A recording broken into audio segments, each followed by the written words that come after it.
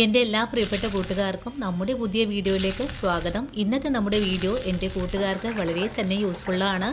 നമ്മുടെ കുഞ്ഞുങ്ങൾ സ്കൂൾ വിട്ട് വരുന്ന സമയത്ത് അവർക്ക് വളരെ എളുപ്പത്തിൽ തന്നെ തയ്യാറാക്കി കൊടുക്കാൻ പറ്റിയ നല്ല ക്രിസ്പി ഉഴുന്നുവടയാണ് നമ്മൾ ഇന്ന് തയ്യാറാക്കി എടുക്കാൻ പോകുന്നത്.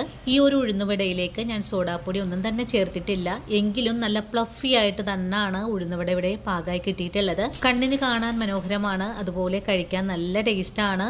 നമ്മൾ ഈ ഉഴുന്നുവട നല്ല മുരുമുരാന്ന് തന്നെയാണ് മുരിച്ചെടുത്തിട്ടുള്ളത്.